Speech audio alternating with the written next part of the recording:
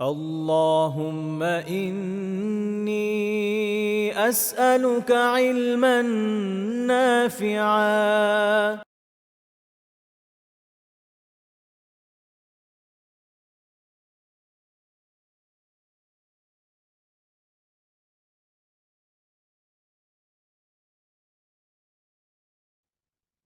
আসসালামু আলাইকুম ওয়া রাহমাতুল্লাহি ওয়া বারাকাতুহু। আলহামদুলিল্লাহি রাব্বিল আলামিন ওয়াসসালাতু ওয়াসসালামু আলা রাসূলিহিল আমিন ওয়া আলা আলিহি ওয়া সাহবিহি আজমাইন ওয়া মান তাবি'আহুম বিইহসানিন ইলা ইয়াউমিদ্দিন আম্মা বা'দ। ফাআউযু বিল্লাহি মিনাশ শাইতানির রাজীম। বিসমিল্লাহির রাহমানির রাহিম। কুল আউযু বিরাব্বিল ফালাক মিন শাররি মা খালাক ওয়া মিন শাররি গাসিকিন ইযা ওয়াকাব ওয়া মিন শাররিন নাফাথাতি ফিল উকাদ ওয়া মিন শাররি হাসিদিন ইযা হাসাদ।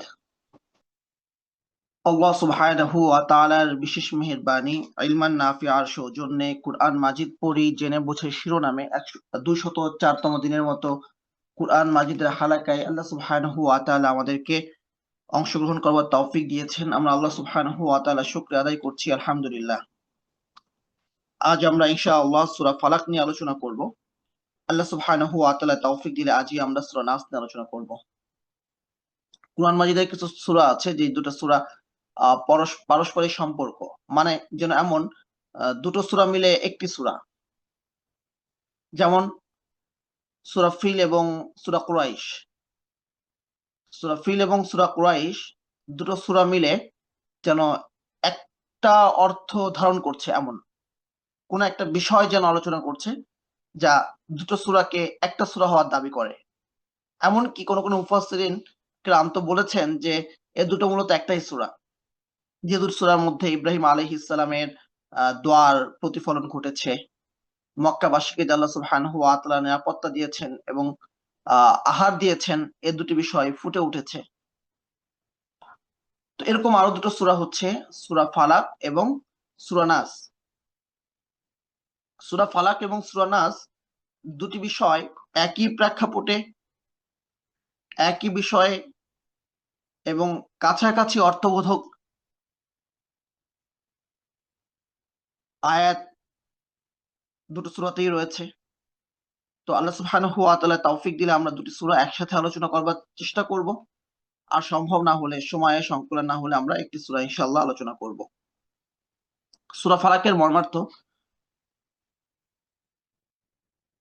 কুল আপনি বলুন, আউযু বিরাব্বিল ফালাক, আমি আশ্রয় চাইছি প্রভাতের রবের কাছে, মিন শাররি মা খালাক, যা কিছু তিনি সৃষ্টি করেছেন তার অনিষ্ট থেকে, ওয়া মিন শাররি গাসিকিন ইযা ওয়াকাব, এবং রাতের অন্ধকার থেকে যখন তা ঘনীভূত হয়, ওয়া মিন শাররিন নাফাথাতি ফিল উকাদ, ওই সমস্ত ব্যক্তি অনিষ্ট থেকে যারা তাগা বা সুতায় গিট দিয়ে তাতে ফুঁ দেয়, ওয়া মিন শাররি হাসিদিন ইযা হাসাদ, এবং হিংসুকের অনিষ্টতা থেকে যখন সে হিংসা করে। তো পানাহ চাইছি একক সত্তার কাছে, তার পরিচয়ে বলা হচ্ছে তিনি প্রভাতের বা উষার স্রষ্টা, আর সমস্ত কিছুর অনিষ্ট থেকে আশ্রয় প্রার্থনা করা হচ্ছে, বিশেষত রাতের আধারের অনিষ্টতা থেকে। রাতের আধারের অনিষ্টতা থেকে আশ্রয় প্রার্থনা করা হচ্ছে প্রভাতের রবের কাছে, এবং সমস্ত কিছুর অনিষ্টতা থেকে, বিশেষ করে জাদুকরদের অনিষ্টতা থেকে, যারা গিটে ফুঁ দেয়, এবং হিংসুকের হিংসা থেকে, সে হিংসা করে কখনো সে নানা রকম কূটনামি করে, হিংসা করে কখনো সে বিভিন্ন তদবির করে ক্ষতি করার জন্য, কখনো সে হিংসার বহিঃপ্রকাশ করে, বহিঃপ্রকাশ ঘটে দৃষ্টির মাধ্যমে, বদনজরের মাধ্যমে।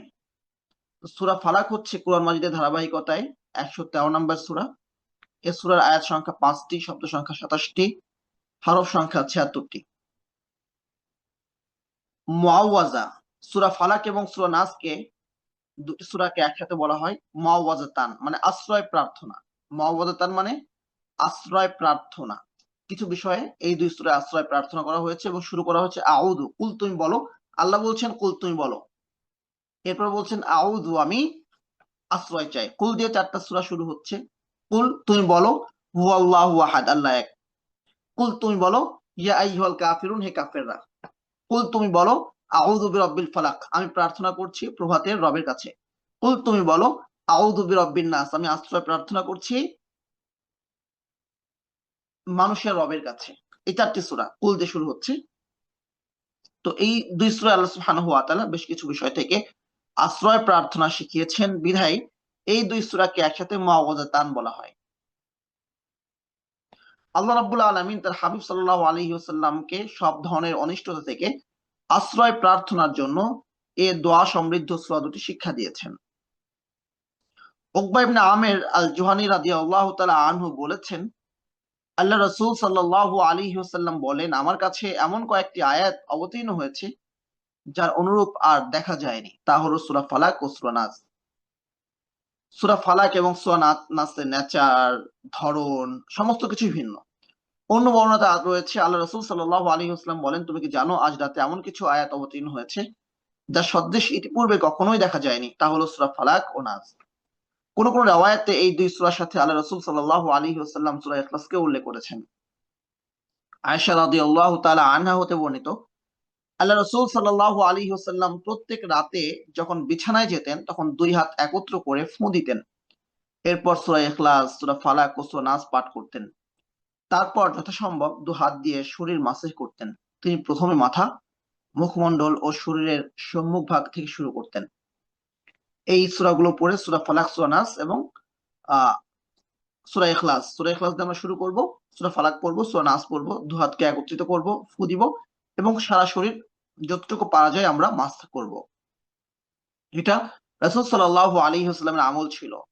আরেকটা আমল রাসূল সাল্লাল্লাহু আলাইহি ওয়াসাল্লাম শিখিয়েছেন, সেটা হচ্ছে আয়াতুল কুরসি পাঠ করা। এগুলো ঘুমের আগেই আমলগুলো আমরা করব।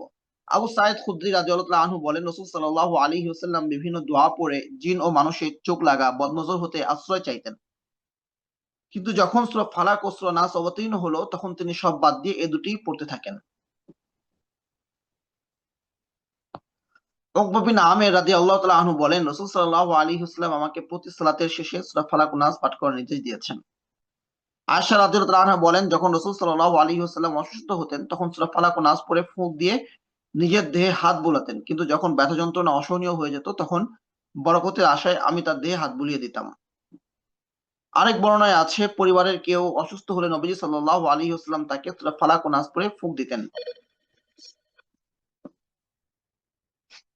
একবার উকবা ইবনে আমির রাদিয়াল্লাহু আনহুকে নবীজি সাল্লাল্লাহু আলাইহি ওয়াসাল্লাম বলেন, হে উকবা, আমি কি তোমাকে শ্রেষ্ঠ দুটি সূরা শিক্ষা দেব না? এরপর তিনি আমাকে সূরা ফালাক ও নাস শিক্ষা দিলেন।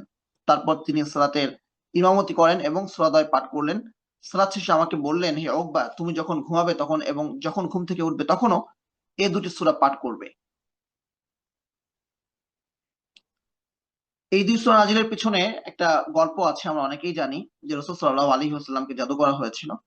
আয়েশা রাদিয়াল্লাহু তাআলা আনহা থেকে বর্ণিত, রাসূল সাল্লাল্লাহু আলাইহি ওয়াসাল্লামের উপর লাবিদ ইবনে আসাম নামে এক ইহুদি এবং তার 3 কন্যা মিলে জাদু করেছিল। সেই জাদুর প্রভাব আল্লাহ রাসূলের উপর বড় কষ্টদায়ক ছিল। এমনকি এটি তার মনের উপরও প্রভাব ফেলেছিল। তিনি খেলেও মনে মনে থাকতো না খেয়েছেন কিনা, কোন কাজ করেছেন কিনা, করেননি সেটাও ভুলে যেতেন। এভাবে দীর্ঘ 40 দিন অতিবাহিত হয়ে গেল। রাসূল সাল্লাল্লাহু আলাইহি ওয়াসাল্লাম অনেক কিছু ভুলে যেতেন। একদিন তিনি আয়েশা রাদিয়াল্লাহু তাআলা আনহাকে বললেন, আমার রোগটা কি আল্লাহ তাআলা তা আমাকে বলে দিয়েছেন। স্বপ্নে 2 জন ব্যক্তি আমার কাছে আসলো। একজন শিয়রের কাছে এবং অন্যজন পায়ের কাছে বসলো। শিয়রের কাছে বসা ব্যক্তি অন্যজনকে বলল তার অসুখটা কি। অন্যজন বলল ইনি জাদুগ্রস্ত। মাসহুর। কে জাদু করলো? লাবিদ ইবনে আসাম, বনু জুরাইকের এক ইহুদি মুনাফিক ব্যক্তি। বনু জুরাইক। কি বস্তুতে জাদু করেছে? একটি চিরুনিতে। তা কোথায়? খেজুর ফলের আবরণীতে জারওয়ান কূপে একটি পাথরের নিচে চাপা দিয়ে রাখা হয়েছে। খেজুর গাছে যখন খেজুর ধরে তখন একটা আবরণ থাকে, পাতলা টাইপের একটা আবরণ থাকে, ওই যেই থোকায় খেজুরটা ঝুলতে থাকে একটা আবরণ থাকে, তার ভিতরে এটা জারওয়ান কূপের নিচে একটা পাথর দিয়ে চাপা দিয়ে রাখা হয়েছে। নবীদের স্বপ্ন ওহী, এই স্বপ্নের মাধ্যমে মূলত আল্লাহ রাব্বুল আলামিন তার নবীকে জাদুর ব্যাপারে অবগত করলেন। এরপর নবীজি সাল্লাল্লাহু আলাইহি ওয়াসাল্লাম সেই কূপে গেলেন এবং বললেন, স্বপ্নে আমাকে এই কূপই দেখানো হয়েছে। অতঃপর বস্তুটি সেখান থেকে বের করে আনলেন। অন্য বর্ণনায় আছে আলী রাদিয়াল্লাহু তাআলা আনহু সহ কিছু সাহাবীকে সেখানে পাঠালেন, তারা তা উদ্ধার করে রাসূল সাল্লাল্লাহু আলাইহি ওয়াসাল্লামের দরবারে নিয়ে এলেন। এরপর জিবরিল আমিন আলাইহিস সালাম আল্লাহর পক্ষ থেকে সূরা ফালাক ও সূরা নাস ওহী নিয়ে অবতরণ করেন। সূরাদ্বয়ে মোট 11টি আয়াত আছে, আর সে চিরুনিতেও 11টি গ্রন্থি ছিল। আল্লাহ রাসূল সাল্লাল্লাহু আলাইহি ওয়াসাল্লাম একটি করে আয়াত তেলাওয়াত করছিলেন আর একটা করে গিট খুলে যাচ্ছিল। এভাবে একে একে 11টি গ্রন্থি খুলে গেল এবং আল্লাহ রাসূল সাল্লাল্লাহু আলাইহি ওয়াসাল্লাম অনুভব করলেন তিনি কোনো কিছুর বন্ধন থেকে মুক্ত হয়েছেন। ঘটনা এ পর্যন্তই থাকলো। আল্লাহ রাসূল সাল্লাল্লাহু আলাইহি ওয়াসাল্লাম এই ঘটনা সম্পর্কে কাউকে কিছু বললেন না এবং সেই ইহুদির বিরুদ্ধে কোনো পদক্ষেপও নিলেন না। আয়েশা রাদিয়াল্লাহু তাআলা আনহা বলেন, আপনি সবাইকে জানালেন না কেন অমুক ব্যক্তি আপনার উপর জাদু করেছে? নবীজি সাল্লাল্লাহু আলাইহি ওয়াসাল্লাম বললেন, আল্লাহ তাআলা আমাকে রোগমুক্ত করেছেন, আর মানুষের মাঝে প্রতিক্রিয়া হোক তা আমি চাইনি। এই হলো আমাদের নবী সাল্লাল্লাহু আলাইহি ওয়াসাল্লামের আখলাক এবং দূরদর্শিতা। সুযোগ পাওয়া সত্ত্বেও তিনি মুনাফিকের স্বরূপ উন্মোচন করেননি, বরং দোষ গোপন রেখে সংশোধনের সুযোগ দিয়েছেন। তেমনি তার ব্যাপারে কোনো পদক্ষেপ নেননি যেন লোক এ কথা বলতে না পারে যে মুহাম্মদ সাল্লাল্লাহু আলাইহি ওয়াসাল্লাম নিজের লোকদের সাথে শত্রুতা করে। কেননা জাদুকর ইহুদি নিজেকে প্রকাশ্যে মুসলিম পরিচয় দিত। এছাড়া নবীজির আদর্শ ছিল তিনি কখনো নিজের জন্য প্রতিশোধ গ্রহণ করেননি। মান তাকামা রাসূলুল্লাহ সাল্লাল্লাহু আলাইহি ওয়াসাল্লাম মিন নাফসি, রাসূল সাল্লাল্লাহু আলাইহি ওয়াসাল্লাম কখনো নিজের জন্য নিজের পক্ষ থেকে প্রতিশোধ গ্রহণ করেননি। নবীজির আদর্শে দীক্ষিত একজন মুসলিমের বৈশিষ্ট্য হচ্ছে নিজেকে অপর ভাইয়ের জন্য নিরাপদ হিসাবে উপস্থাপন করা। নিজেকে বড় রাখার মানসিকতা আমাদেরকে এতটাই কাবু করে রেখেছে যে অন্যকে ছোট করার প্রতিযোগিতায় আমরা লিপ্ত হয়ে গেছি। এমনকি কারো ব্যাপারে ভালো শুনতে থাকলে আমরা তার পিছু লেগে যাই ভুল খোঁজার জন্য। স্বাভাবিকভাবেই একটা মানুষের মাঝে ভালো ও মন্দ উভয়ই থাকে। এরপর যখন তার ভুল খুঁজে পাই সবার মাঝে তাকে অপদস্থ করি, কখনো সতর্ক করে দেওয়ার ওসিলায়, কখনো ফিতনা বন্ধ করার নাম করে। কারোর প্রতি আমার কোনো কারণে আক্রোশ জন্মালে অথবা কারোর প্রতি বিদ্বেষ অনুভব করলে এক্সপোজ করার নামে তার মান সম্মানকে নিলামে তুলে দেই। সত্য মিথ্যের মিশেলে তার ব্যক্তি জীবনকে সামনে এনে বলি এ ধরনের মানুষ থেকে সতর্ক থাকা জরুরি। তাহলে যে আমি এক্সপোজের নামে মানুষের জীবনে নাক গলালাম সে আমার থেকে কতটা সতর্ক থাকা জরুরি। এক হাদিসে আল্লাহ রাসূল সাল্লাল্লাহু আলাইহি ওয়াসাল্লাম ইরশাদ করেছেন, তোমরা মুসলিমদের দোষ ত্রুটি ভুল ভ্রান্তি খুঁজে বের করো না। যে ব্যক্তি অন্যের দোষ খুঁজে বেড়ায় ও প্রকাশ করে দেয় স্বয়ং আল্লাহ তার দোষ প্রকাশ করে দেন, আর আল্লাহ যার দোষ ত্রুটি প্রকাশ করেন তাকে নিজের বাড়িতে লাঞ্ছিত করেন। আল্লাহ রাসূল সাল্লাল্লাহু আলাইহি ওয়াসাল্লাম এই শিক্ষাই দিলেন এখানে, নিজেকে মানুষের জন্য নিরাপদ হিসাবে উপস্থাপন করলেন। এমনকি একজন ইহুদিও তার কাছে নিরাপদ। একজন ইহুদির সম্মান, মানুষের একান্ত ব্যক্তিগত দোষ অথবা যা অন্যের উপর প্রভাব ফেলে না এমন দোষের ব্যাপারে শরীয়তের নির্দেশনা হলো তাকে গোপনে সতর্ক করা। শুধুমাত্র সেসব দোষ প্রকাশ করা জরুরি যা জনমনে প্রভাব ফেলে, যেমন কোনো ভুল আদর্শের প্রচার, নারীবাদ, পুরুষবাদ ইত্যাদি ছড়িয়ে দেওয়া, আধুনিকতাবাদ, পশ্চিমা সংস্কৃতি ইত্যাদি প্রমোট করা। তখন সে দোষ বলা হবে দিনের খাতিরে এবং সওয়াবের উসিলা। তেমনি যখন কেউ মানুষের অর্থ আত্মসাৎ করে, অন্যের উপর জুলুম করে, এসব কাজ শতভাগ নিশ্চিত হলে তার দোষ প্রকাশ জায়েজ। অন্যথায় জুলুম বন্ধের নাম করে নিজেই জালেমদের অন্তর্ভুক্ত হয়ে যেতে হবে। আল্লাহ তাআলা বলেন, লা ইউহিব্বুল্লাহুল জাহরা বিস-সুই মিনাল কাওলি ইল্লা মান যুলিম ওয়া কানা আল্লাহু সামিআন আলিমা। প্রকাশ্যে কারো দোষ চর্চাকে আল্লাহ পছন্দ করেন না, তবে কারোর প্রতি জুলুম হয়ে থাকলে আলাদা কথা। আল্লাহ সবকিছু শোনেন, সবকিছু জানেন। এখানে লক্ষণীয় আরেকটি বিষয় হলো দূরদর্শিতা। উম্মতের মধ্যে যেন বিশৃঙ্খলা তৈরি না হয়। কেননা এই ইহুদি নিজেকে মুসলিম বলে পরিচয় দিত। আল্লাহ রাসূল সাল্লাল্লাহু আলাইহি ওয়াসাল্লাম যদি তাকে শাস্তি দিতেন তাহলে লোকেরা বলতো যে তিনি নিজের লোকদের সাথে কঠোরতা করেন বা নিজের লোকেরাই তার শত্রু। এই বৃহত্তর স্বার্থে তিনি নিজের ক্ষতিটুকু নীরবেই মেনে নিলেন। অথচ আজকাল আমরা কি করি? একজন আলেম যিনি অন্যকে দাওয়াত দেন তিনিও মানুষ। দিন শেষে তার মাঝেও আমলের কমতি বা কোনো এক মন্দ সিফাত থাকতে পারে। যদি তা উম্মতের ক্ষতিকর না হয় আর তিনি দাওয়াতে বয়ানে ভালো কথাই বলেন, তাহলে তার দোষ চর্চা করে উম্মতের বিভক্তি তৈরি করা আসলে সংশোধন নয়, বরং ব্যক্তি বিদ্বেষী নামান্তর। আত্মসমালোচনা জরুরি, তবে সেটা হওয়া উচিত যথাযথ জায়গায় এবং যথাযথ পদ্ধতিতে। সাধারণ মজলিসে দিনদারদের ব্যক্তিগত ত্রুটির আলোচনা উম্মতের ক্ষতি ছাড়া কোনো উপকার করে না। কিছু কিছু ব্যক্তি তো এমনও আছে কাফিরদের ক্ষতির পদক্ষেপেও চুপ থাকেন, বরং পজিটিভ হওয়ার জন্য, নরম ভাবে গ্রহণ করার জন্য উদাত্ত আহ্বান জানান। কিন্তু এর বিপরীতে কোনো মুসলিমের দোষ বেরিয়ে এলে নরম ভাষী সেই উদার ব্যক্তির ভাষাই হয়ে ওঠে অন্তর বিদীর্ণকারী তলোয়ার। কেন এই বৈপরীত্য? এমন আচরণ পরিত্যাজ্য। নবীজি সাল্লাল্লাহু আলাইহি ওয়াসাল্লাম এটাই শিখালেন আমাদেরকে। আরো কিছু শিক্ষা এই সূরা থেকে আমাদের কাছে আছে, সামনে আলোচনা করব।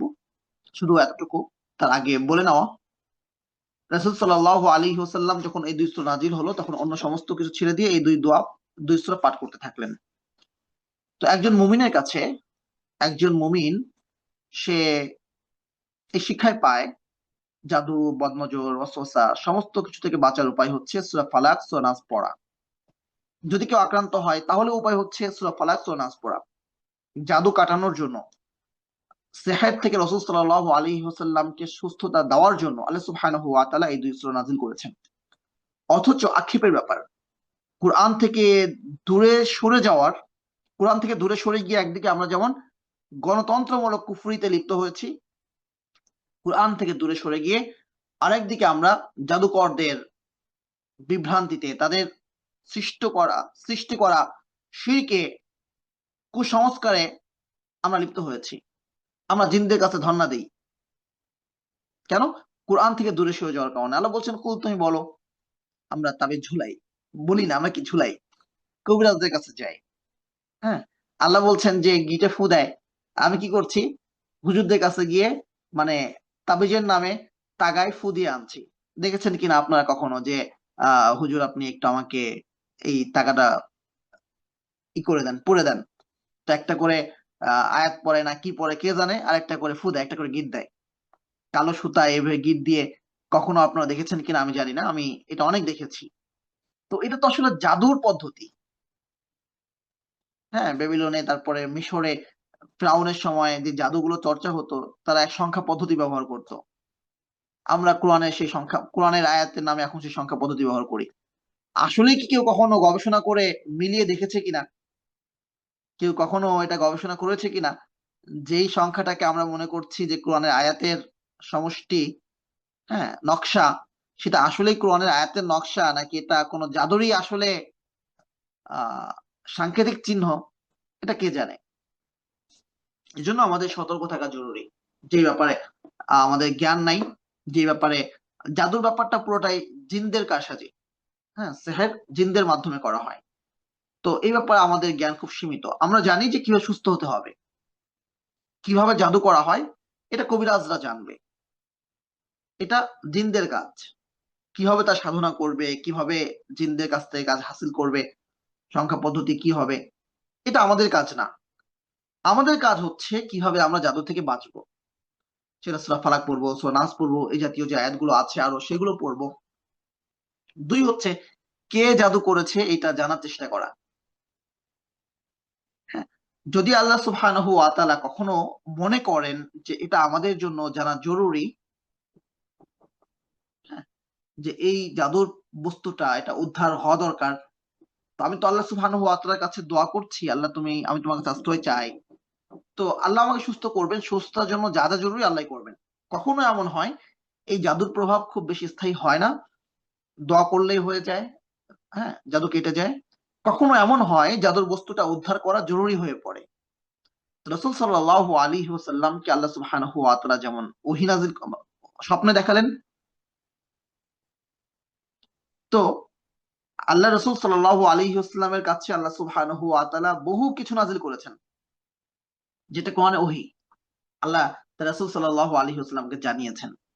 অনেক কিছু আছে কোরআনের আয়াত ছাড়াও আল্লাহ তার রাসূল সাল্লাল্লাহু আলাইহি ওয়াসাল্লামকে জানিয়েছেন ফেরেশতার মাধ্যমে, কিন্তু সেটা কোরআনের আয়াত না। এমন অনেক কিছু আছে কোরআনের আয়াত না, কিন্তু আল্লাহ তার রাসূল সাল্লাল্লাহু আলাইহি ওয়াসাল্লামকে জানিয়েছেন। যেমন ওই যে যখন তিনি বনু নাজির গোত্রের কাছে গেলেন, ইহুদিদের দেয়ালে হেলান দিয়ে বসেছিলেন বা দেয়ালের কাছে বসেছিলেন, তা চেয়েছিল দেয়ালের উপর থেকে পাথর মেরে হত্যা করবে রাসূল সাল্লাল্লাহু আলাইহি ওয়াসাল্লামকে, নাউযুবিল্লাহ। আল্লাহ তাকে জানালেন, তিনি সেখান থেকে দ্রুত সরে আসলেন, যার পরিপ্রেক্ষিতে বনু নাজির গোত্রকে উৎখাত করা হলো মদিনা থেকে। তো নিশ্চিত একটা ঘটনা, কিন্তু কোরআনে কোথাও আছে? নাই। রাসূল সাল্লাল্লাহু আলাইহি ওয়াসাল্লাম কিভাবে জানলেন? এরকম অনেক বিষয় আছে রাসূল সাল্লাল্লাহু আলাইহি ওয়াসাল্লামকে আল্লাহ জানিয়েছেন, কিন্তু সেটা কোরআনে আয়াত না। তো কোথায় জাদুর বস্তুটা আছে? আল্লাহ তার রাসূল সাল্লাল্লাহু আলাইহি ওয়াসাল্লামকে তো সেভাবে জানাতে পারতেন, কিন্তু আল্লাহ কি করলেন? স্বপ্নে দেখালেন রাসূল সাল্লাল্লাহু আলাইহি ওয়াসাল্লামকে, এবং রাসূল সাল্লাল্লাহু আলাইহি ওয়াসাল্লাম বললেন যে আমি স্বপ্নে দেখেছি। তার মানে হচ্ছে যে এটাও উম্মতের জন্য শিক্ষা। যদি আল্লাহ সুবহানাহু ওয়া তাআলা চান যে আপনাকে জাদু থেকে উদ্ধার করতে হলে, জাদুর বস্তুটা উদ্ধার করা জরুরি, তাহলে তিনি আপনাকেও স্বপ্নে দেখাবেন। এবং এটা আমাদের অভিজ্ঞতা আছে, একাধিক অভিজ্ঞতা আছে, একাধিক স্টেজে আমাদের কাছে আছে। আমরা হিস্ট্রি জানি যে এই ব্যক্তি সে স্বপ্নে দেখেছে রুকিয়ার পরে, এবং সেই জাদুর বস্তুটা সেখান থেকে উদ্ধার করা হয়েছে। হুম, একাধিক অভিজ্ঞতা আমাদের আছে। এবং আরো চমৎকার ব্যাপার হচ্ছে, রাসূল সাল্লাল্লাহু আলাইহি ওয়াসাল্লাম বলেছেন স্বপ্ন হচ্ছে নবুয়তের 40 অংশের 1 অংশ। 40 ভাগের 1 ভাগ হচ্ছে স্বপ্ন। এবং রাসূল সাল্লাল্লাহু বলেছেন স্বপ্ন 3 প্রকার। কয় প্রকার? 3 প্রকার। একটা হচ্ছে আল্লাহ সুবহানাহু ওয়া তাআলার পক্ষ থেকে যে সুসংবাদ, যেটা আল্লাহ দেখান সেটা ভালোর জন্যই দেখান। আরেকটা হচ্ছে শয়তানের পক্ষ থেকে দুঃসংবাদ বা দুঃস্বপ্ন, সে এটা দিয়ে ইখাউফ, ভয় দেখায়। আরেকটা হচ্ছে মানুষ সারাদিন যে কল্পনা করে সেই কল্পনা সমষ্টি, কল্পনাটাকেই স্বপ্নে সে ঘুমন্ত অবস্থায় স্বপ্নে দেখে। তো নবুয়তের সমস্ত দরজা বন্ধ হয়ে গেছে, ওহী বন্ধ হয়ে গেছে, কিন্তু মুমিনদেরকে আল্লাহ সুবহানাহু ওয়া তাআলা স্বপ্নের মাধ্যমে জানানোর যে দরজাটা, সেটা আল্লাহ সুবহানাহু ওয়া তাআলা খোলা রেখেছেন। তো মুমিন ব্যক্তি স্বপ্নে দেখতে পারে। তো এই হচ্ছে জাদু, বদনজর, জিনের অনিষ্টতা থেকে বাঁচার একমাত্র উপায়, যেটা একজন মুমিনের কাছে আছে।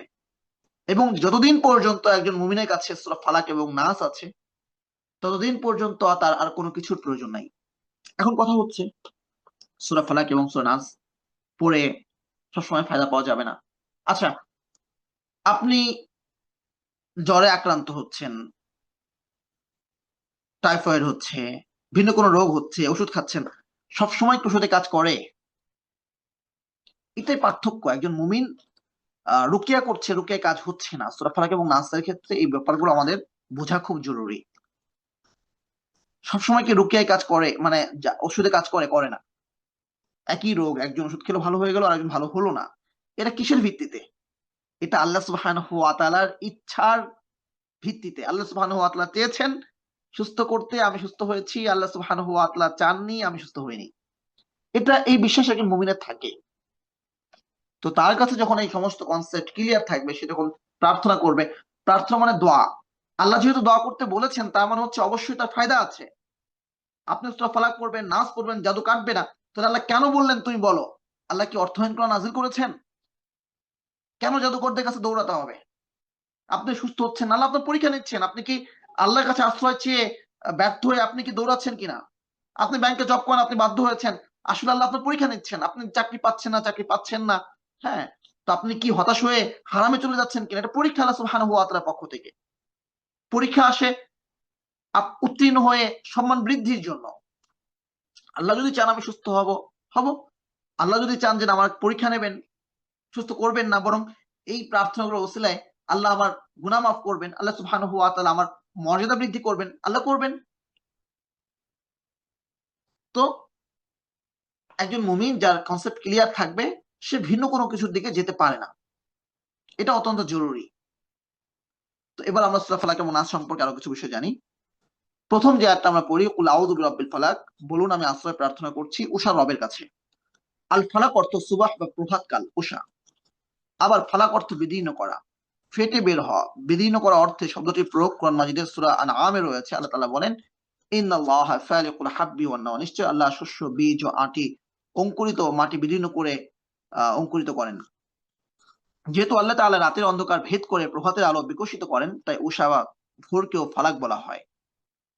আল্লাহ তাআলা নবী সাল্লাল্লাহু আলাইহি ওয়াসাল্লামকে প্রভাতের প্রতিপালকের কাছে আশ্রয় প্রার্থনা করার নির্দেশ দিচ্ছেন। এতে ইঙ্গিত রয়েছে রাতের বেলা অনিষ্টকারীদের জন্য একটি উপযুক্ত সময়। সেটা কিভাবে? এটা আমরা তৃতীয় আয়াত থেকে জানবো ইনশাআল্লাহ। রাত কেটে গেলে ক্ষতিকারীদের উপযুক্ত সময়ও কেটে যায় এবং সূর্য নতুন দিনের ও আশার বার্তা নিয়ে আসে। যেমন জীবন, মানুষ হতাশ হয়, জীবন আঁধার হয়। এরপর ধীরে ধীরে সবরের দিনগুলো কেটে গেলে আলোকোজ্জ্বল দিন আসে। মিষ্টি রোদে ছেয়ে যায় মনের উঠোন। আমাদের রব তো শেষ সকালেরও রব। আধার কেটে যিনি আলোর রেখা আনয়ন করেন। আল্লাহ যেমন উষা স্রষ্টা, তেমনি যাবতীয় কল্যাণ ও অকল্যাণের স্রষ্টাও তিনি। কেউ কল্যাণটাকে প্রাণপণে আঁকড়ে ধরলে আল্লাহ খুশি হন, কেউ অকল্যাণটাকে বেছে নিলে তিনি হন অসন্তুষ্ট। স্রষ্টা যেহেতু তিনি, তাই একমাত্র তিনিই পারেন অকল্যাণ থেকে হেফাজত করতে।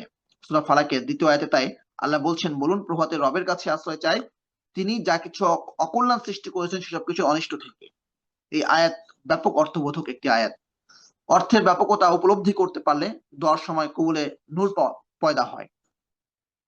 তো আরেকটা ব্যাপার যে আমাদের দোয়া কেন কবুল হয় না, এটা একটা ব্যাপার যে আমি দোয়া করছি, যে আমি যে দোয়া করছি সেটা তো আমি বুঝতে পারছি না।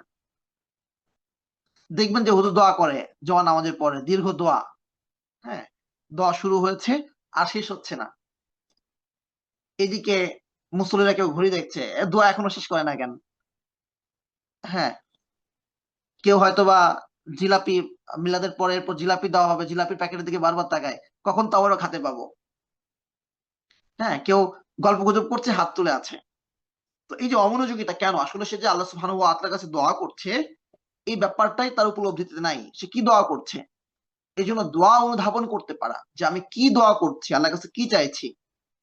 একটা হাদিসে কুদসিতে আল্লাহ সুবহানাহু ওয়া তাআলা বলেন, আনা ইনদা যন্নি আবদি বি, আমার বান্দা আমার সম্পর্কে যেমন ধারণা করবে আমি আমার বান্দার কাছে তেমন। তো আমি আল্লাহর কাছে কি চাইছি, কেমন ধারণা করছি, আমি কতটুকু আস্থা রাখছি আল্লাহ সুবহানাহু ওয়া তাআলার কাছে। আপনি দেখেন আল্লাহ সুবহানাহু ওয়া তাআলা মুসা আলাইহিস সালামের ঘটনা কোরআনে উল্লেখ করেছেন। হ্যাঁ, উল্লেখ করেছেন। জাদুকররা তাদের লাঠিগুলো, তাদের রশিগুলো ছেড়ে দিল, তাদের লাঠিগুলো, তাদের রশিগুলো ছেড়ে দিল, আর সেগুলো সাপ হয়ে গেল। ফাআওজাসা খিফাতা। তো মুসা আলাইহিস সালাম কিছুটা ভয় পেলেন। হ্যাঁ, ভয় পেলেন। তো আল্লাহ সুবহানাহু ওয়া তাআলা কয়েক জায়গায় এই ঘটনা উল্লেখ করেছেন, কিছুটা ভয় পেলেন। আল্লাহ বলছেন লা তাখাফ, তুমি ভয় পেও না। আল্লাহ কি বলছেন? লা তাখাফ, তুমি ভয় পেও না। মুসা আলাইহিস সালাম এক জায়গায় বলছেন, মা জিতুম বিস সাহর, তোমরা যা কিছু এনেছো সমস্ত কিছুই হচ্ছে জাদু। ইন্নাল্লাহ সায়ুবতিলু, আল্লাহ সুবহানাহু ওয়া তাআলা সেগুলো ধ্বংস করবেন। হ্যাঁ, তো আল্লাহ ধ্বংস করেছেন। মুসা আলাইহিস সালামের সামনে যা কিছু ছিল সব শেষ হয়ে গেছে। ফাইদা হিয়া তালকাফু মা ইয়াফিকুন ফাকাল হক ওয়া বাতালা মা কানু ইয়ামালুন, যা কিছু এনেছিল সেগুলো এক এক করে মুসা আলাইহিস সালামের হাতে লাঠি সত্যিকারের সাপ হয়ে খেতে থাকলো। তো আপনি যখন সত্যিকার অর্থেই কোনো একটা জাদুর সামনে দাঁড়িয়ে এই আয়াত পড়বেন, মা জিতুম বিহিস সাহর, তোমরা যা কিছু এনেছো জাদু, ইন্নাল্লাহ সায়ুবতিলা, ধ্বংস করবেন। বলেন পৃথিবীর কোন জাদুকর আছে যে জাদুকরে জাদুর প্রভাব এরপরে থাকতে পারে? তো এটা হচ্ছে আস্থার ব্যাপার। আপনি মুসার যে আস্থা ছিল সে আস্থা নিয়ে আপনি বলতে পারছেন কিনা, যে আস্থা নিয়ে মুসা আলাইহিস সালাম বলেছেন মা জিতুম বিহিস সাহর ইন্নাল্লাহ সায়ুবতিলু, তোমরা যা কিছু এনেছো জাদু, আল্লাহ ধ্বংস করবেন, সেই আস্থা নিয়ে আপনি পড়তে পারছেন কিনা, আপনি শুনতে পারছেন কিনা মা জিতুম বিহিস সাহর ইন্নাল্লাহ সায়ুবতিলু। অনেক সময় আমরা দেখেছি, অনেক সময় আমরা দেখেছি রুকিয়া করতে আসার পর প্রভাব হয় না। কেন হয় না? কারণ রাকি তো পূর্ণ আস্থা নিয়ে রুকিয়া করছে, কিন্তু যিনি রুকিয়া শুনতে এসেছেন, যার চিকিৎসা, সে দোদুল্যমান। আচ্ছা, যাইতে কইছে তাই যাই, একটু শুনি কি কয়, কি চিকিৎসা করে, ভালো হইলে হইলাম, না হইলে আবার কবিরের কাছে দৌড়াইলাম। তো রাকি তো পূর্ণ আস্থা নিয়ে পড়ছে, কিন্তু আপনি তো পূর্ণ আস্থা নিয়ে আল্লাহ সুবহানাহু ওয়া তাআলার কাছে শুনছেন না, প্রভাব হবে কোত্থেকে? তো এটাও একটা কারণ। তো সে আস্থা যখন মাজিদ তুমি ইস্তেহার আপনি পড়বেন, তার প্রভাব একটা সৃষ্টি হবে যেটা আপনি কল্পনা করতে পারবেন না। সে আস্থাটা থাকা জরুরি যে আল্লাহ ধ্বংস করবেন। হ্যাঁ, যদি না করেন তাহলে এই আয়াতকে অর্থ আল্লাহ কেন নাজিল করলেন? মাজিদ তুমি ইস্তেহার মুসা আলাইহিস সালাম ঘটনা কোরআন মাজিদে কেন আনলেন? যদি আমার কিছু শিখার না থাকে, যদি আমার কোনো ফায়দা না থাকে, সব তো পাবো নিঃসন্দেহে, সেটা ঠিক আছে। এছাড়া আল্লাহ সুবহানাহু ওয়া তাআলা তো আহ ফায়দার জন্য নাজিল করেছেন। তো যাই হোক, যে কথা আমরা বলছিলাম, আমার জানা অজানা যা কিছু আমার ক্ষতি করতে পারে তা সবই অকল্যাণ। সৎ পথে যা কিছু প্রতিবন্ধক সবই অকল্যাণ। আমার বাড়িতে চোর ডাকাতের উপদ্রব, এটাও অকল্যাণ। আমি আমল করতে চাই কিন্তু পারি না, এটাও অকল্যাণ। আমার অজান্তে কেউ আমাকে নিয়ে ষড়যন্ত্র করছে, এটাও অকল্যাণ। জীবনে কোনো সিদ্ধান্ত নেওয়ার ক্ষেত্রে ভুল করতে যাচ্ছি, এটাও অকল্যাণ। এই আয়াতে সব একদম জীবনের ছোট থেকে ছোট সব ধরনের অকল্যাণই শামিল। এই সূরার মাধ্যমে সব ধরনের অকল্যাণ থেকে আমরা পরাক্রমশালী আল্লাহর কাছে আশ্রয় চাচ্ছি। ঠিক তেমনি হাসান বসরি রাহিমাহুল্লাহর তাফসীর অনুযায়ী এই আয়াতে আশ্রয় চাওয়া বস্তুর মধ্যে জাহান্নাম অন্তর্ভুক্ত, কারণ জাহান্নাম আল্লাহরই সৃষ্টি এবং আমাদের জন্য তা কষ্টদায়ক। তার সৃষ্টি অনিষ্ট এই কথার দিকে যদি আমরা তাদাব্বুরে নিয়তে তাকাই, দেখতে পাই আল্লাহ আমাদের কলবকে দৃঢ় করার জন্য কি দারুণ হিকমতে আয়াতটি তুলে ধরেছেন। বলেছেন অনিষ্ট আমারই সৃষ্টি, কাজে আমরা যখন তার কাছে আশ্রয় চাচ্ছি আর তিনি স্রষ্টা, তখন ভরসা তৈরি হয়, বেঁচে থাকার নিশ্চয়তা পাওয়া যায়। একমাত্র তিনিই তো আছেন যিনি সমস্ত অনিষ্ট থেকে হেফাজত করতে পারেন। বাকি কেউ অনিষ্ট দূর করতে পারে না, রবের ইচ্ছার উপর ভরসা করে অনিষ্ট থেকে বাঁচতে কিংবা অন্যকে বাঁচানোর চেষ্টা করতে পারে। আমরা যেন হতাশ না হই, বরং অনিষ্ট থেকে বাঁচার চেষ্টা অব্যাহত রাখি। আমাদের ভরসা মহান রবের আশ্রয়। রাতের অনিষ্টতা থেকে বিশেষ করে পানাহ চাওয়ার মূল হেতু আয়াতের উল্লেখিত গাসিক অর্থ রাত। হাসান বসরি ও কাতাদা রাহিমাহুল্লাহ বলেন, গাসিক হলো রাত যখন তা অন্ধকার সহ আগমন করে, অর্থাৎ রাতের প্রথমাংশে অন্ধকার ঘনীভূত হওয়ার সময়টা। ইমাম কুরতুবী রাহিমাহুল্লাহ বলেন, গাসাক হলো রাতের প্রথম অন্ধকার, অর্থাৎ প্রথম রাতের অন্ধকার। আবার হাদিসে চাঁদকে গাসিক বলা হয়েছে, যেমন একদা রাসূল সাল্লাল্লাহু আলাইহি ওয়াসাল্লাম রাতে আয়েশা রাদিয়াল্লাহু আনহাকে হাত ধরে চাঁদ দেখিয়ে বলেন, হে আয়েশা, এটার অনিষ্ট হতে আল্লাহ তাআলার কাছে আশ্রয় প্রার্থনা করো, কেননা এটা হলো গাসিক, যখন সে সমাগত হয়। সময় কখনো ক্ষতি করতে পারে না। সময় তো আল্লাহ তাআলার তৈরি এক হুকুম, যার কোনো কিছুর ক্ষমতা নেই। ইসলামে তাই শনি মঙ্গলবার অশুভ বলে কোনো কথা নেই। তবে কিছু সময় আছে, সে সময় শয়তান স্বীয় পূজারীদের কারণে শক্তি বেশি পায়। আবার কিছু সময় আছে যখন আল্লাহর বিশেষ কিছু মাখলুকের চলাফেরা বেড়ে যায়, সে সময় মানুষের অনিষ্টের সুযোগ বেশি থাকে। রাত যখন চারপাশে ছেয়ে যায়, দিনের কর্মব্যস্ততার সমাপনে পৃথিবী নীরব হয়ে যায়, ঠিক তখন আমাদের অদেখা অনেক কিছুর চলাফেরা বেড়ে যায়। জিনদের চলাচল নির্বিঘ্ন হয়, শয়তানরা চারপাশে ছড়িয়ে পড়ে, জ্যোতিষবিদ্যা চর্চাকারী ও গণকেরা তাদের কাজ শুরু করে, কালো জাদুর চর্চার সময় হয়ে যায়, নক্ষত্রের গতিপথ দেখে শয়তান সাধকরা তাদের সাধনায় মনোযোগী হয়। যখন এভাবে শয়তানি কাজকর্ম জীবন্ত হয়, তখন শয়তান শক্তিশালী হয়ে ওঠে। সে মানুষের কলবের আরো কাছে গিয়ে ওয়াসওয়াসা দিতে পারে। এছাড়াও জিনেরা দিনে চলাচল করে কম, রাতে চাঁদের আলোয় তারা সেভাবে চলাফেরা করে যেভাবে মানুষ দিনে চলাফেরা করে। মানুষের মধ্যে যেমন ভালো মন্দ নিকৃষ্ট সব ধরনের মানুষ বিদ্যমান, তেমনি জিনদের মধ্যেও সব ধরনের বৈশিষ্ট্য বিদ্যমান। তাই চলতি পথে অকারণে অনেক সময় তারা ক্ষতি করার চেষ্টা করে। আর জাদু কিংবা শয়তান সাধকদের সাথে তাদের যোগ সাজস থাকলে তো কথাই নেই, তাদের মনোযোগী থাকে শুধু ক্ষতি করার প্রতি।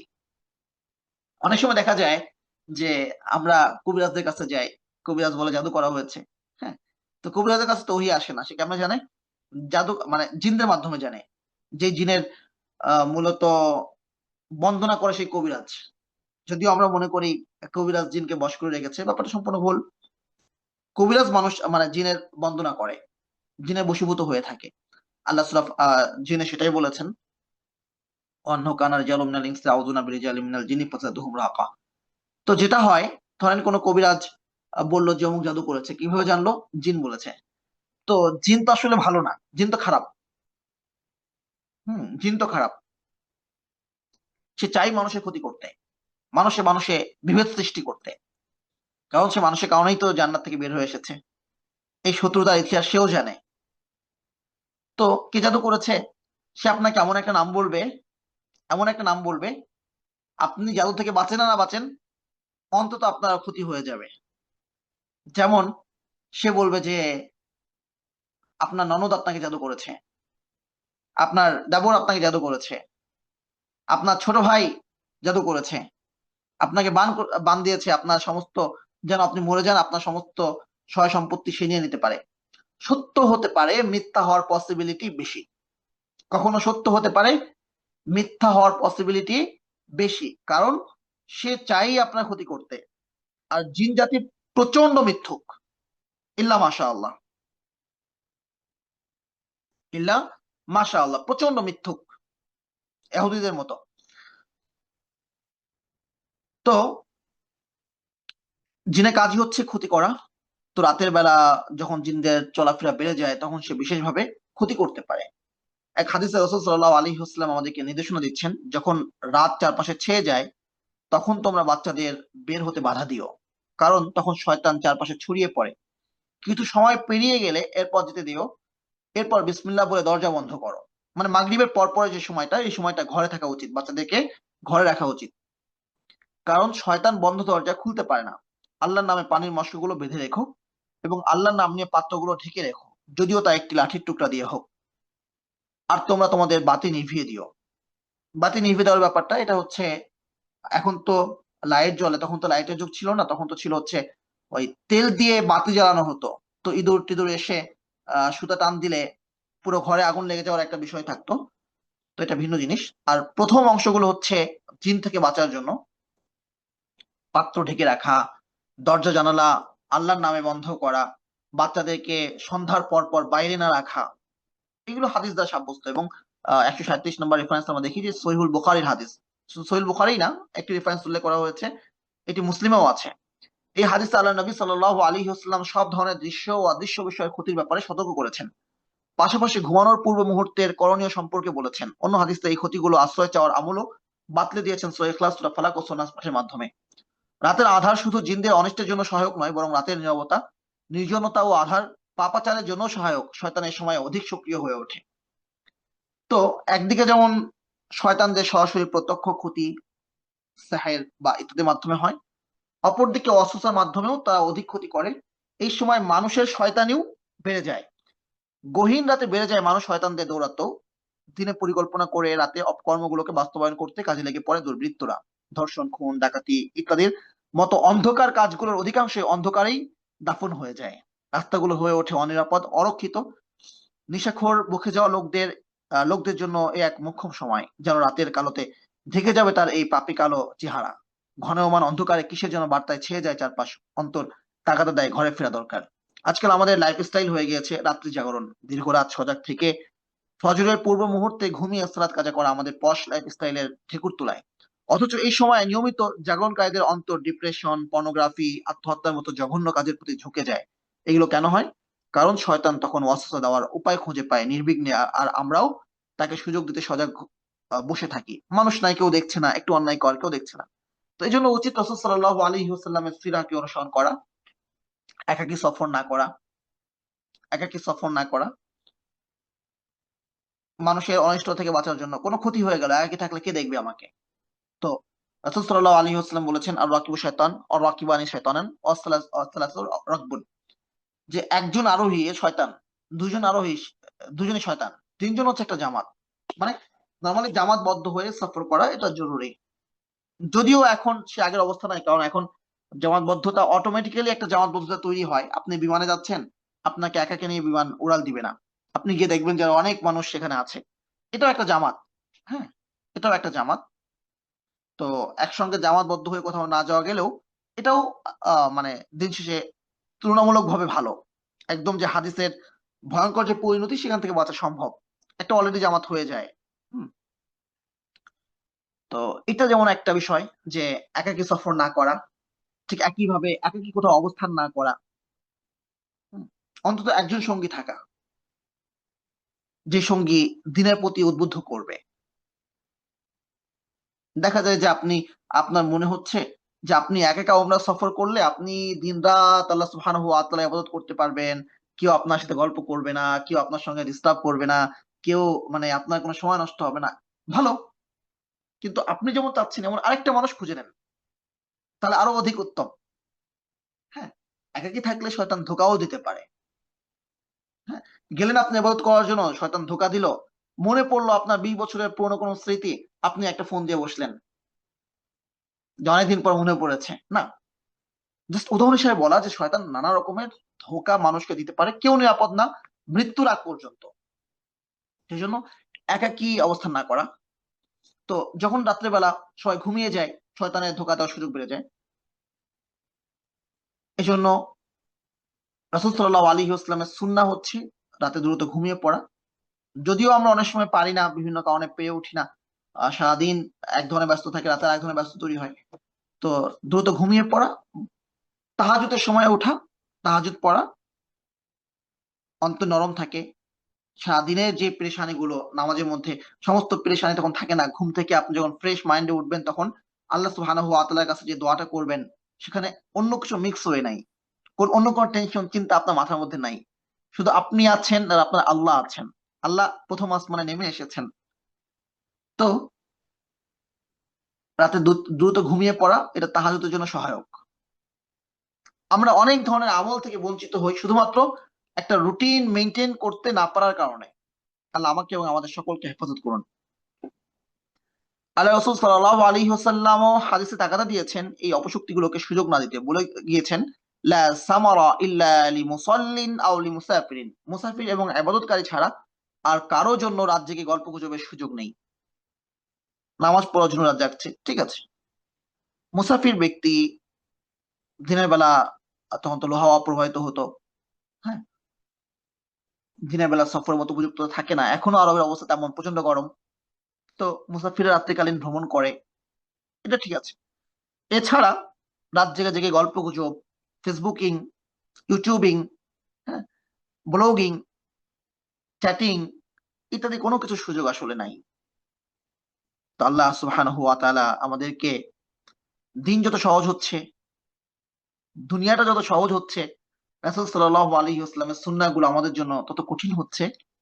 সেই সাথে সাথে যদিও দুনিয়ার আসবাবগুলো সহজ হচ্ছে, আমাদের জীবনটা জটিল হয়ে যাচ্ছে, কমপ্লেক্স হয়ে যাচ্ছে। আল্লাহ আমাদেরকে হেফাজত করুন। মুসাফির আশ্রয়ের খোঁজে রাত জাগতে পারে, সূর্যের আলোয় সফর কষ্টকর হলে রাতের শীতলতায় আরামে পথ চলতে পারে।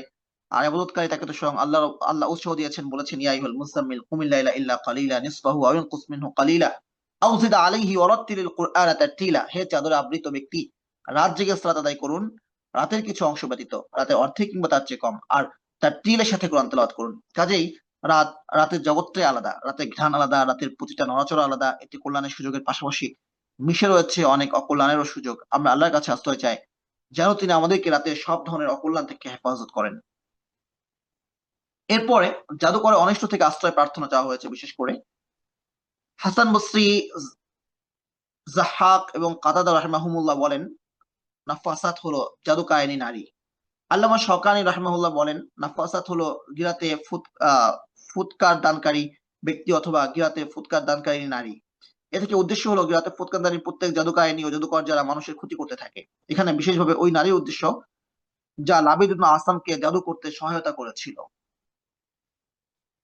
সার্কাস বা যে কোনো অনুষ্ঠানে, আনন্দ অনুষ্ঠানে ম্যাজিশিয়ানরা যে খেলা দেখায়, এগুলো নেহাতি ভেলকি। এর মধ্যে অতি প্রাকৃত ব্যাপার কমই থাকে, যদিও এই ধাঁধা বা ধোকায় ফেলা জায়েজ নেই। এই মানুষ হাসানোর দাস শ্রেণী ছাড়াও আরেক দল ম্যাজিশিয়ান আছে যারা প্রকৃত অর্থেই অতি প্রাকৃত ক্ষমতার অধিকারী। এই ক্ষমতা কি তারা আল্লাহ ইবাদত করে পেয়েছে না, এটা তারা শয়তানের সাধনা করে পেয়েছে। জাদু বা ব্ল্যাক ম্যাজিক তাই কুফরি। সূরা বাকারায় আল্লাহ জাদুকে কুফর বলেছেন। জাদুর মাধ্যমে কোনো উপকার সাধিত হয় না, জাদুর মাধ্যমে আল্লাহর অনুমতি ক্রমে জিনেরা কিছু ক্ষতি সাধন করতে পারে। এক শ্রেণীর শয়তান পূজকরা মনে করে তারা অমরত্ব লাভ করবে, তাদের দেহের মৃত্যু হলেও কোনো না কোনো প্রাণীর মাঝে তারা বেঁচে থাকবে। এ ধারণাকে পুঁজি করেই কাল্পনিক ভ্যাম্পায়ারের গল্পের সৃষ্টি। প্রকৃত অর্থে তারা অমরত্ব দুনিয়াতে লাভ করে না, লাভ করে জাহান্নামের গর্তে, জাহান্নামের এক বিশেষ জেলখানায়। এরা সুস্পষ্ট শয়তানের পূজারী এবং এ পরিচয়ে তারা গর্ববোধ করে, কারণ মানুষ তাদের ভয় পায় এবং অন্যায় পথে তারা ঈপ্সিত বস্তুটি হাসিল করতে পারে। ব্ল্যাক ম্যাজিকেরা সিদ্ধহস্ত, তবে ব্ল্যাক ম্যাজিকেরা ব্যক্তিগত প্রয়োজনে ব্যবহার করে। এদের উদ্দেশ্য ভিন্ন এবং তারা কোনো না কোনো সংগঠন বা গোষ্ঠী অবলম্বন করে। আরেক শ্রেণী আছে যারা সরাসরি শয়তানের পূজা করে না, বরং শয়তানের চেলা চামুন্ডাদের পূজা করে, জিনদের সাহায্য নিয়ে নানা ধরনের অবৈধ কাজ করে থাকে। এগুলো ব্ল্যাক ম্যাজিক। তাদের লক্ষ্যই থাকে এই ব্ল্যাক ম্যাজিকের মাধ্যমে অর্থ উপার্জন। এই ব্ল্যাক ম্যাজিকের জন্য তারা নানা রকম হারাম উপকরণের সাহায্য নিয়ে থাকে, যেটা হতে পারে একটা পুতুল, প্রস্তাব, রক্ত বা মৃত মানুষের হাড়গোড় ইত্যাদি। আমরা দেখেছি যে অনেক সময় জাদুর বস্তুটা রেখে আসা হয় পুরনো কবরস্থানে, পুরনো কবরে। এমনকি কবিরাজদের কাছে আপনি চিকিৎসা করতে যাবেন, হ্যাঁ, যে আপনার জাদুর সমস্যা মনে হচ্ছে, আপনাকে সে বলবে যে এই তাবিজটা অমুক কবরস্থানে পুঁতে রেখে আসো। মানে এটাও একটা জাদু। আপনি চিকিৎসার নামে যেটা করছেন এটাও জাদু। হিংসুকের হিংসা থেকে আশ্রয় প্রার্থনার কিছু আলোচনা আমরা করি। হিংসা এক জঘন্য মনোবৃত্তি, যার ব্যাপারে আল্লাহ রাসূল সাল্লাল্লাহু আলাইহি ওয়াসাল্লাম বলেছেন, ইয়াকুম ওয়াল হাসাদ ফাইনাল হাসাদা ইয়াকুলু হাসানাত কামা তাকুলুন নারুল হাতাব। তোমরা হিংসা থেকে বেঁচে থাকো, কেননা হিংসা মানুষের সৎ আমল এমন ভাবে খেয়ে ফেলে যেমন আগুন কাঠ খেয়ে ফেলে। তো হিংসা কি? আল্লামা জুরজানি রাহমাহুল্লাহ বলেন, হিংসার উদ্দিষ্ট ব্যক্তির নিয়ামত দূর হয়ে হিংসুকের কাছে চলে আসার বাসনা নামে হিংসা। এর কাছাকাছি হচ্ছে ঈর্ষা। ঈর্ষার মধ্যে একটা পরশ্রী কাতরতার একটা কিছুটা কিছুটা ভাব আছে। এর চেয়ে উন্নত শব্দ হচ্ছে আরবি শব্দ, যাকে বলে গিবতা। শব্দটা হচ্ছে গিবতা। এই গিবতা শব্দের কোনো বাংলা অর্থ আছে কিনা আমি জানি না, বা আমার আমার জানা মতে এখনো পর্যন্ত আমি পাইনি। গিবতা শব্দের অর্থ হচ্ছে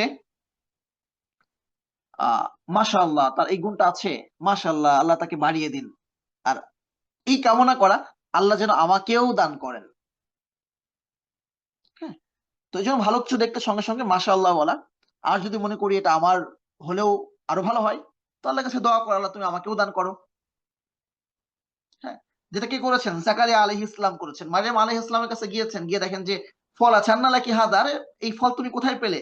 ক্বালাত হুয়া মিন ইনদিল্লাহ, তিনি বললেন আল্লাহর পক্ষ থেকে। ইন্নাল্লাহা ইয়ারযুকু মান ইয়াশা বিগাইরি হিসাব, আল্লাহ যাকে দেন বেলা হিসাবে রিজিক দান করেন।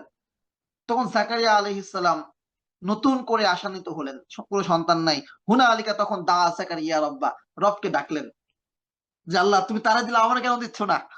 ক্বালা রব্বি হাবলি মিন লাদুনকা যুররিয়াতান তাইয়্যিবা, আপনি আমাকে আপনার পক্ষ থেকে উত্তম বংশধারা দান করুন। হ্যাঁ, তো তিনি একবারও চান নাই যে আহ তার এই নিয়ামত চলে যাক। আল্লাহ সুবহানাহু ওয়া তাআলা তাকে যেই ক্ষমতা দিয়েছেন, তার এটা প্রয়োজন হয় নাই যে তিনি আল্লাহ সুবহানাহু ওয়া তাআলার পক্ষ থেকে বিভিন্ন রকম ফল প্রাপ্ত হবেন। তার প্রয়োজন হয়েছে কি? সন্তান, তিনি সেটা চেয়েছেন। তো রাসূল সাল্লাল্লাহু আলাইহি ওয়াসাল্লাম এই জিনিসটাই এক হাদিসে বুঝিয়েছেন যে দুটো জিনিস ছাড়া কোথাও হিংসা করা যাবে না, মানে কি ঘৃণা করা যাবে না। একটা হচ্ছে যে আল্লাহ সুবহানাহু ওয়া তাআলা কাউকে ইলম দিয়েছেন, সেই ইলমকে সে আহ ভালো কাজে লাগিয়েছে, মানুষের মাঝে বিভেদ হলে তিনি তা দূর করেছেন, প্রজ্ঞাকে কাজে লাগিয়েছেন। এই যে এই ব্যক্তি প্রজ্ঞা, মানুষের বিভেদ দূর করতে পারা, ইলমকে কাজে লাগানো, তো এই ব্যক্তির ক্ষেত্রে ঘৃণা করা যায়, হিংসা করা যায় যে আল্লাহ যেন আমাকেও দান করেন। আরেক হচ্ছে এক ব্যক্তিকে আল্লাহ সুবহানাহু ওয়া তাআলা মাল দিয়েছেন, যেই মাল সে আল্লাহর জন্য খরচ করেছে, যে মাল সে আল্লাহর জন্য খরচ করেছে, তো এই ব্যক্তির ব্যাপারে হিংসা করা যায় যদি আমারও এমন মাল থাকতো আর আমিও খরচ করতে পারতাম। এছাড়া ওই জ্ঞান নিয়ে হিংসা করার কিছু নাই, যে জ্ঞান নিয়ে ফটর ফটর করা যায়। হ্যাঁ, তো শুধু ফটর ফটর করা যায় জ্ঞান, ওই জ্ঞানের নিয়ে হিংসা করে কোনো লাভ নাই।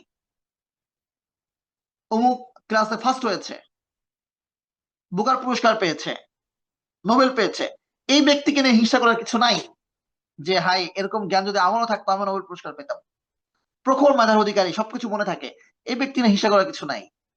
একজন খুব সুন্দর পরীক্ষায় উপস্থাপন করতে পারে, খুব দারুণ লেখে, এই ব্যক্তিকে নিয়ে হিংসা করার কিছু নাই। যে ইলম কল্যাণের পথে ব্যয় হয়, এইটা নিয়ে করা যায় যে আল্লাহ যেন আমাকেও দান করেন, তারটা দূর হয়ে যাক সেটা না, যেন আমাকেও দান করেন, কারণ এটা কল্যাণের ইলম। রাসূল সাল্লাল্লাহু আলাইহি ওয়াসাল্লাম দোয়া করতেন, আল্লাহুম্মা ইন্না নাসআলুকা ইলমান নাফিআ, আমি তোমার কাছে ইলম চাই, যে কোনো ইলম না, আল্লাহ কি দোয়া করতেন? আল্লাহুম্মা ইন্না নাসআলুকা ইলমান নাফিআ, আমি তোমার কাছে উপকারী ইলম চাই। কোন ইলম? উপকারী ইলম। আল্লাহুম্মা ইন্না নাসআলুকা ইলমান নাফিআ। আর কি দোয়া করতেন? ওয়া আমালান সালিহা, সৎ আমল চাই। ওয়া রিজকান ওয়াসিআ, প্রশস্ত রিজিক চাই। আবার তিনি আশ্রয় প্রার্থনা করতেন, আল্লাহুম্মা ইন্না নাউযু বিকা মিন ইলমিন লা ইয়ানফা, হে আল্লাহ আমি আপনার কাছে ওই ইলম থেকে পানাহ চাই যে ইলম কোনো উপকারে আসে না। অমিন কলবিন লা ইয়াখশা, ওই কলব থেকে আপনার কাছে পানাহ চাই যে কলব বিগলিত হয় না, ভীত সন্ত্রস্ত হয় না আপনার ভয়ে। অমিন আইনিন লা তাদমা, আমি আপনার কাছে ওই চোখ থেকে পানাহ চাই যেই চোখ আপনার ভয়ে অশ্রু ঝরায় না।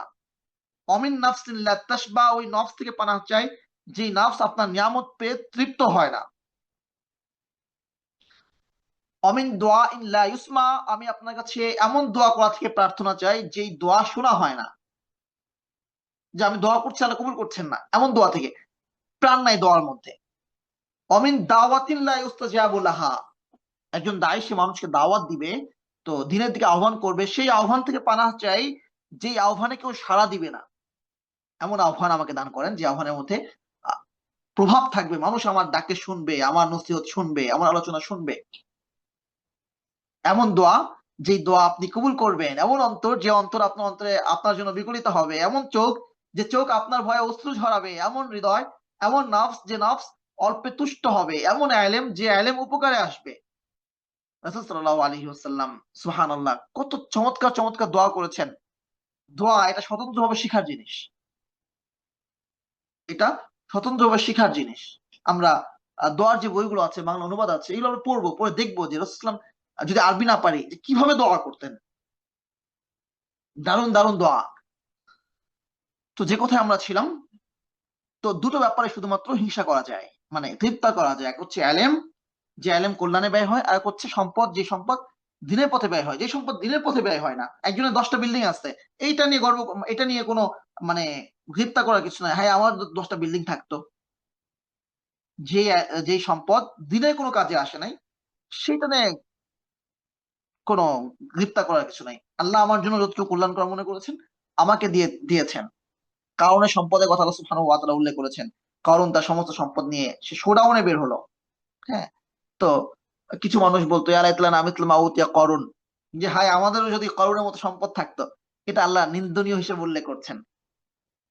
হ্যাঁ, এই চাওয়াটা ভালো হয় নাই।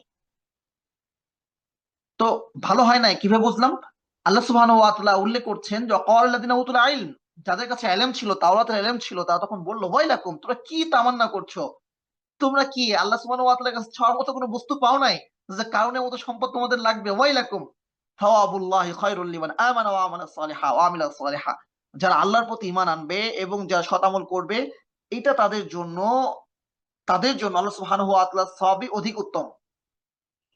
তো আমরা দেখা যায় যে দুনিয়ার জন্য যে পরিমাণ শ্রম দেই, আল্লাহ সুবহানাহু ওয়া তাআলা আমাকে আমল করলে সওয়াব দিবেন, সেজন্য সেই পরিমাণ শ্রম আমরা দেই না। এটা কিসের ঘাটতি?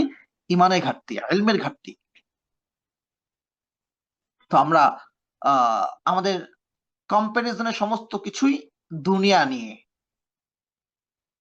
আমাদের কাছে এখন দুনিয়াদারদের যে সম্মান, একজন ব্যক্তি অনেক আমলদার, অনেক আমলি আমি জেনেছি, হ্যাঁ, ছিঁড়া পোশাক, তার জন্য আমার অন্তরে যতটুকু জায়গা থাকা দরকার, তাকে নিয়ে আমার যতটুকু আলোচনা হওয়া দরকার, তার চেয়ে আমাদের কাছে অধিক গুরুত্ব রাখে সেই ব্যক্তি, যে ব্যক্তি অধিক সম্পদশালী, অধিক প্রভাবশালী, অধিক ক্ষমতাশালী, অধিক বড় চেয়ারের অধিকারী।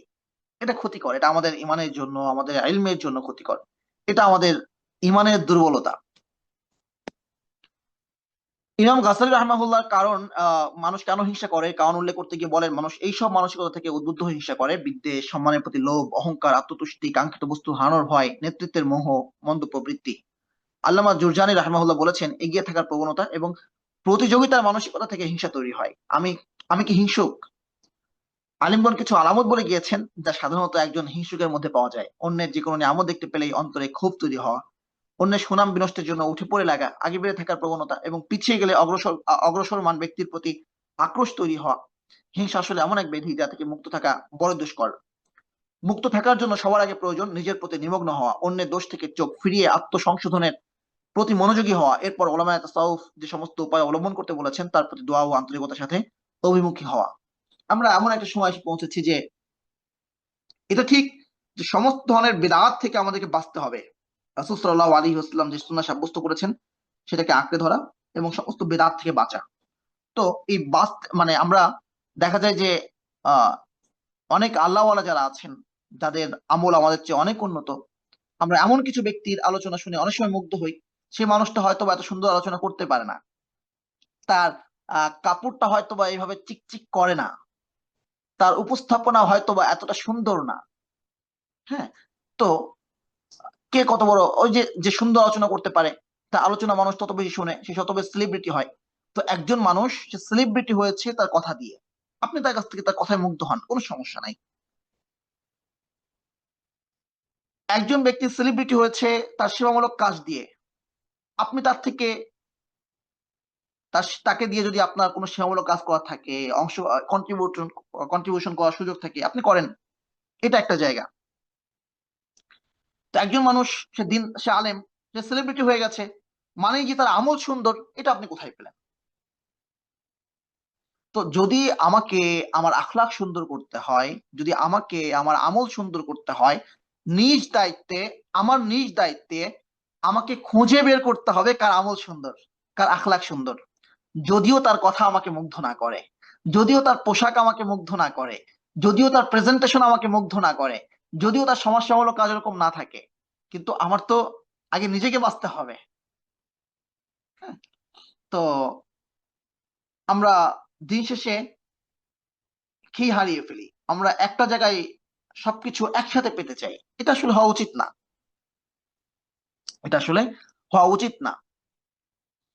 তো আখলাক সংশোধনের জন্য তাসাউফের চর্চা ইসলামে বহু আগ থেকে হয়ে আসছে। তো তাসাউফ মানে সুফ থেকে, মানে যারা মোটা পোশাক পরতো, সুফ মানে কি, ওই যে পশম, হ্যাঁ, মোটা পোশাক পরতো, সাদাসিধে খাবার খেত, জবের রুটি খেত। তো এই যে এই সময় থেকে, সেখান থেকে এই যে আহলুত তাসাউফ শব্দটার প্রয়োগ ঘটেছে। ধীরে ধীরে অনেক ধরনের বেদাত সেখানে ঢুকেছে, কিন্তু সে বেদাতকে বাদ দিয়ে, এবং কখনো কখনো কোনো কোনো ক্ষেত্রে শিরিক পর্যন্ত ঢুকে গেছে, তো সেটাকে বাদ দিয়ে তাসকিয়ার যে একটা চর্চা, সহবত গ্রহণ করা, এটা উম্মার শুরু থেকে ছিল, সেটা এখনো পর্যন্ত আছে, সেটা আরবেও আছে। কিন্তু আমরা অনেক সময় গিয়ে দেখা যায় যে অনেক ক্ষেত্রে এমন হয় যে বাংলাদেশ থেকে গিয়েছে বাইরে পড়তে, আরবে পড়তে গিয়ে শুধুমাত্র ওই কিছু বাহ্যিক কিছু বিষয় গ্রহণ করেছে, আর বাকি সময় কেউ মধু বিক্রি করে, সরি কেউ খেজুর বিক্রি করে, কেউ হচ্ছে ওই যে যখন হাজিরা যায় হোটেল ঠিক করার কাজে ব্যস্ত থাকে। হুম, এরপরে এসে নিজের মতো করে ফতোয়া দিতে থাকে। কিন্তু তাফকিয়ার চর্চার আরবদের মধ্যে যে পরিমাণে এখনো প্রচলন আছে, এই ব্যাপারটা থেকে আমরা অনেক সময় অনেক গাফিল। আল্লাহ আমাদেরকে হেফাজত করুন। তো যেখান থেকে আমার যেটা নেওয়ার আছে, যদি আমার আখলাক সংশোধন করার জন্য এমন কোনো ব্যক্তি আছে, আমি খুঁজে পেয়েছি, আমি সেখানে যাব, তার কাছ থেকে আমি অতটুকু গ্রহণ করব। যার কাছ থেকে আমার এলেম নেওয়ার আছে, তার কাছ থেকে আমি এলেম অর্জন করব। হুম, যার কাছ থেকে আমার মোটিভেশন নেওয়ার সুযোগ আছে, তার কাছ থেকে মোটিভেশন নেব। হিংসা কিভাবে দূর করব? হিংসা দূর করতে আমরা যে উপায়গুলো অবলম্বন করতে পারি, মানুষকে এড়িয়ে যাওয়ার চেষ্টা করা এবং অন্তরকে আল্লাহমুখী করা, নেক আমলের ক্ষেত্রে প্রতিযোগিতা করা, দুনিয়াবী বিষয়ে মনোযোগী না হওয়া, কোনো কিছু দেখে মুগ্ধ হলে মাশাআল্লাহ লা কুওয়াতা ইল্লা বিল্লাহ বলা এবং বরকতের দোয়া করা, বেশি বেশি ওই ব্যক্তির জন্য দোয়া করা, আল্লাহর ফয়সালায় সন্তুষ্ট থাকা। তো যতটুকু পড়া হলো, আল্লাহ সুবহানাহু ওয়া তাআলা আমাদেরকে আমল করার তৌফিক দান করুন। আমাদের এখানে যদিও জামাত অনেক পড়ে, কিন্তু অনেক জায়গায় হয়তো বা 6-7টায় জামাত। তো আজকে আমরা সামনে অগ্রসর না হই। আল্লাহ সুবহানাহু ওয়া তাআলা আমাকে এবং আমাদের সকলকে আমল করার তৌফিক দান করুন। আগামী সপ্তাহে ইনশাআল্লাহ আমরা সূরা নাস নিয়ে আলোচনা করব। আমরা তেলাওয়াত করছিলাম আল কোরআনের সান্নিধ্যে বইটি থেকে, যেটা নাদুয়া পাবলিকেশন ছেপেছে। এই বইটিতে আলহামদুলিল্লাহ সূরা ফাতিহা এবং সূরা ফিল থেকে নাস পর্যন্ত আলোচিত হয়েছে, যেগুলো আমরা সূরাতে খুব অধিক সংখ্যক মানে অধিক পরিমাণে তেলাওয়াত করে থাকি।